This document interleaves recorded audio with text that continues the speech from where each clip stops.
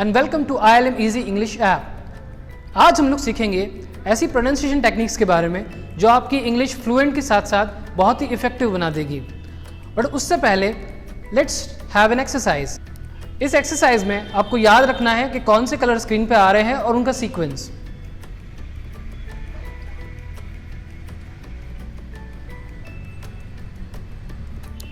क्या आपको जो स्क्रीन पे कलर आए थे वो याद है?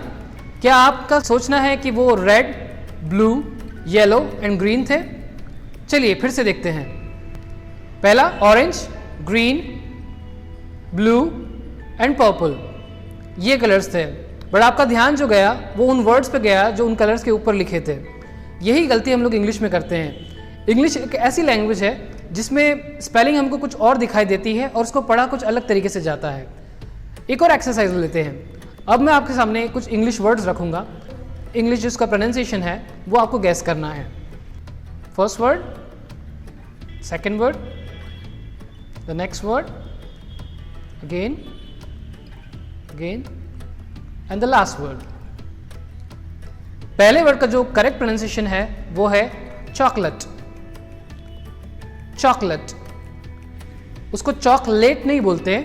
जो ल होता है वहां पे उसमें कोई भी मात्रा नहीं होती है इंग्लिश के अकॉर्डिंगली।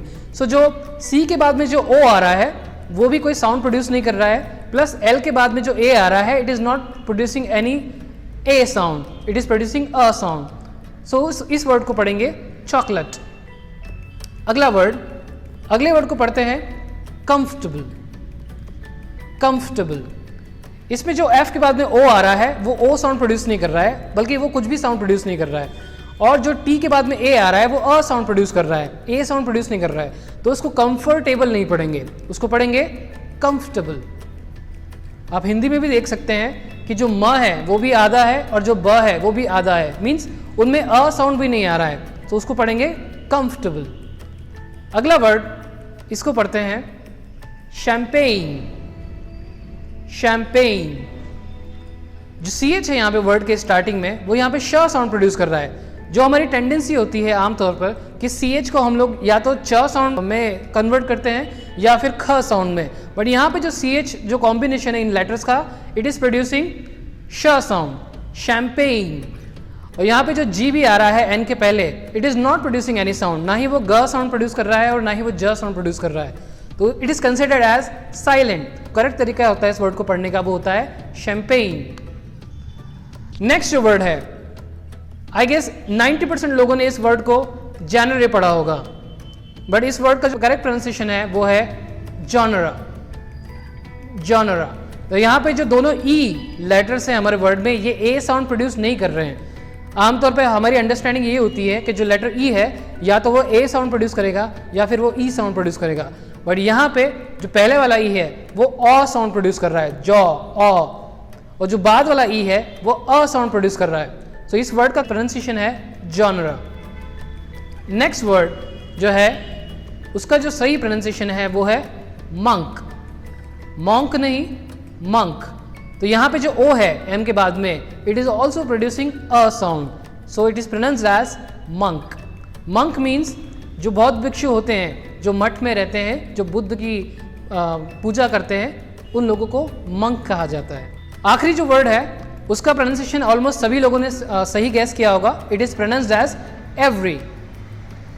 एवरी, बट यहाँ पे जो नोटिस करने की चीज़ है वो है कि जो लेटर वाई है यहाँ पे वो एक वॉल साउंड प्रोड्यूस कर रहा है ई र के बाद में, एवरी।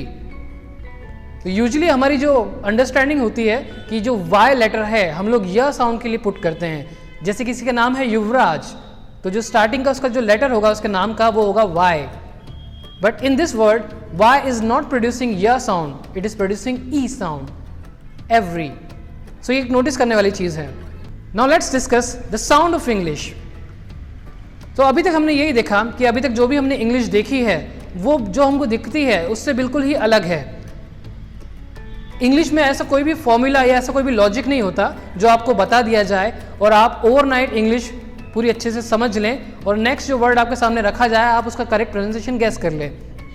इंग्लिश में आपको बहुत ज़्यादा प्रैक्टिस करने की ज़रूरत होती है, बहुत ज़्यादा नॉलेज गेन करने की ज़रूरत होती है, बहुत ज़्यादा नेटिव स्पीकर्स को सुनने की ज़रूरत होती है और सबसे पहले इंग्लिश को एज अ लैंग्वेज समझने की ज़रूरत होती है। So thank you for watching this video और ऐसे ही एजुकेशनल और मज़ेदार वीडियोज़ को देखने के लिए जुड़े रहिए ILM Easy English ऐप से।